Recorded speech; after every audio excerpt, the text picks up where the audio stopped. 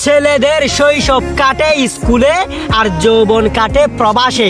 আহারে বাস্তবতা বুঝিবে বহুত প্রবাসী ভালোবাসা মানুষ আর নাম্বার তোয়াই ওদের হোয়াটসঅ্যাপ নাম্বার তাহলে যোগাযোগ করতে পারে, কোনো প্রবলেম নাই।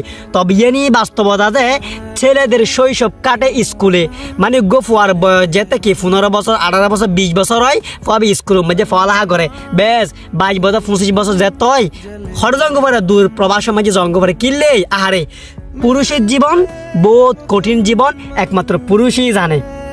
পুরুষই বাঁচি থাকে যে পুরুষই নিজের জন্য বাঁচে না, কার জন্য বাঁচে? নারীর জন্য। বাস্তবতা বুঝিবে ঘরের বড় ছেলে জিবা আছে ইবে জানে একমাত্র ফ্যামিলির দৌড়ে এখন হত হষ্ট বা তাতে তার জীবনে স্ট্রাগল করতে করতে একমাত্র গরম পড়ে হাল্লাই পরিবারের লাই আবার গইতে মানা না করিন বাপের পরে ঘরের বড় হওয়ার দায়িত্ব ফ্যামিলির হাল ধরন, সেই ফ্যামিলির হাল ধরিবে লা বলি জন পরে হরে প্রবাস সমাজি। আহারে প্রবাস সমাজি এত কষ্ট দুঃখ কষ্ট ব্যাগ সহ্য করে আসে একমাত্র হাল্লাই নিজের পরিবারের লাই, নিজে মা বাবার সুখী রাখিবার লাই।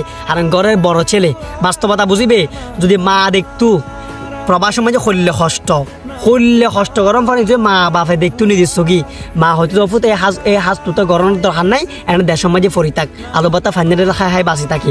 এলে কষ্ট প্রবাস জীবন যারা প্রবাসের মাঝে আছে তারা হইতারে প্রবাসের মাঝে তুই এদের আজ জালি বুঝছেন যে প্রবাস জীবনের মান কি বাস্তবতা বুঝছো, বাস্তবতা বুঝন তো হার এটার লাই প্রবাস জীবন বহুত কষ্ট জীবন, যেদিনে যাইবে ওই দিন বুঝতে পারবে।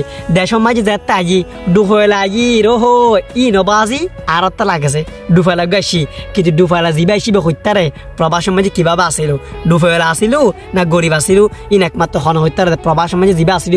এটার লাই দেশের মাঝে তোমার জিনিস বুঝদু না দে যে প্রবাসের মাঝে তারা কষ্ট করেন, কিন্তু প্রবাস জীবন বহুত কষ্ট জীবন, এটাই বাস্তবতা। ভালো থাকিবে, ধন্যবাদ।